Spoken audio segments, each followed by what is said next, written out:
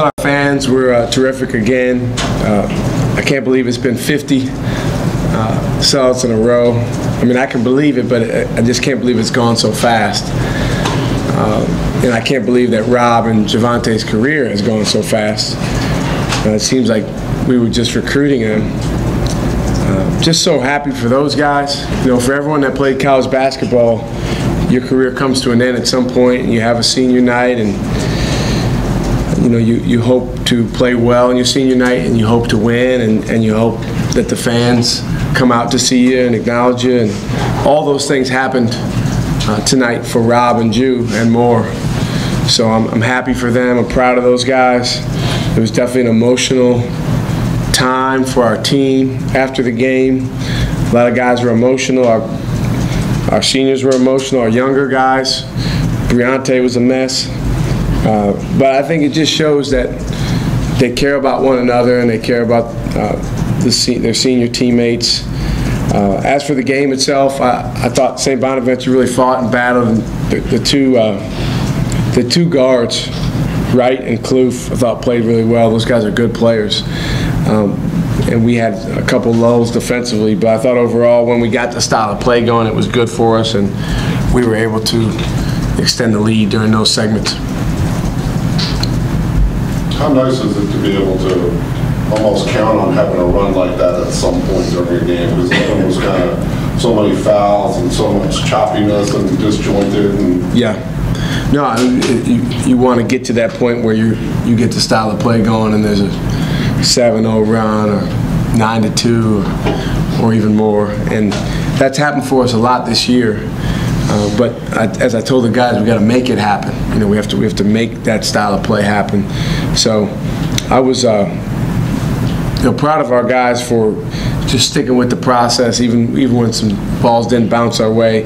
I thought Javante and Rob, they came out with the eye of the tiger, and they really wanted to play well and make their team win on senior night, and that's what it's all about. You know, I remember, not to bring up a bad memory, but I remember Joey and Brandon's senior day, and that's the opposite of how you want it to go. And I think Rob and Javante remember that too. They were freshmen, and they wanted to make sure theirs went the right way.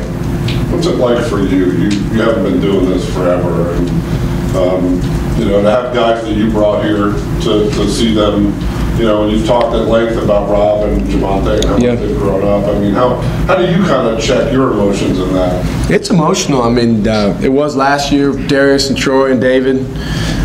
Darius and Troy being our first recruits, that was really emotional. And one thing that we do to help us with the emotions, we always go out to eat the night before our senior night, and everyone in our program talks about the seniors and has a chance to tell stories or express appreciation or love.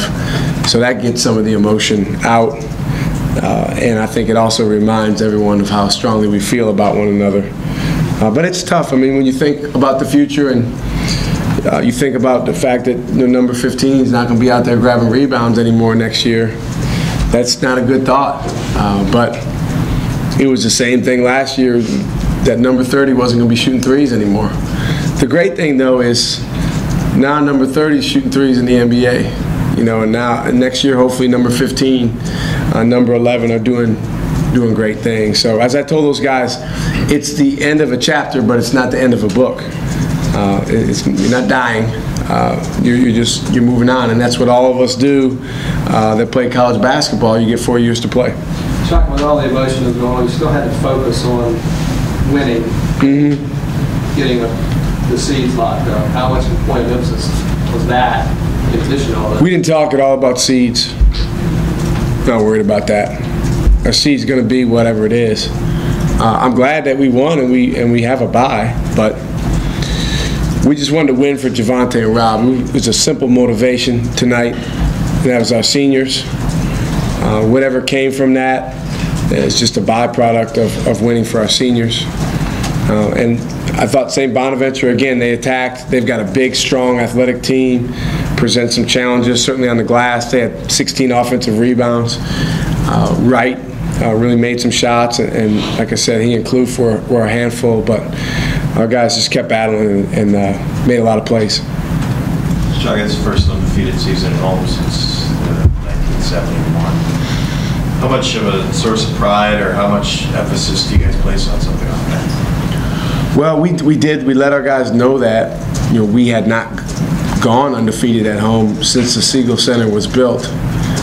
There's been so many great players and so many great teams here, but it's hard to win every game at home, because what that means is you have to be on your game no matter what. And there's good teams coming in here, especially in league play. I mean, it's a challenge. So proud of our guys. They hung in there, and we haven't played perfect at home. There's been some ups and downs, but we've made runs when we've needed to. We've finished games when we've needed to, and our guys have played together. Coach, going from that stretch of losing 3 of 4 to winning the last 4 here to end the season, whether it be tangible or intangible, what are you most proud of how the guys wrapped up the season? Well, those were challenging games. Those 3 games we lost were on the road against probably, if you take us out of the equation, the 3 best teams in our league. And we were close, but it's not good enough.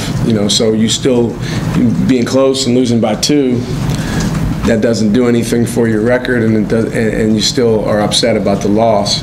But I think what our guys did do is they got better from those losses.